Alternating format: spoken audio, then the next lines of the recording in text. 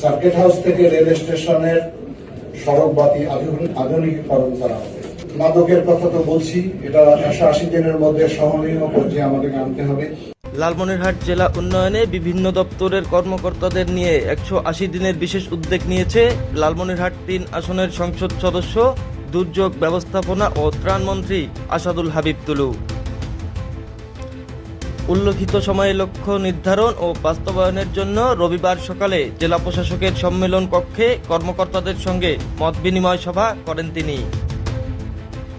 লালমনিরহাট জেলা প্রশাসক HM রকিব হায়দারের সভাপতিত্বে অনুষ্ঠিত এ সভায় উপস্থিত ছিলেন লালমনিরহাট 2 আসনের সংসদ সদস্য রকুনউদ্দিন বাবুল এবং লালমনিরহাট 1 আসনের সংসদ সদস্য ব্যারিস্টার হাসান রাজীব প্রধান।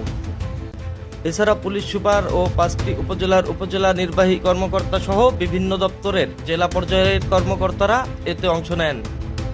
উক্ত সভায় মন্ত্রী বর্তমান সরকারের 180 দিনের কর্মপরিকল্পনা তুলে ধরে সংশ্লিষ্টদের আন্তরিকতা ও জবাবদিহিতা নিশ্চিত করার আহ্বান জানান। তিনি বলেন, জনগণের ভোগান্তি ও হয়রানি কমাতে কার্যকর পদক্ষেপ নিতে হবে, হাসপাতালে দালালদের দৌরত্ব বন্ধ করতে হবে এবং কৃষকদের সার, বীজ ও অন্যান্য প্রণোদনা প্রদানে কোনো ধরনের ভোগান্তি যেন না হয় তা নিশ্চিত করতে হবে।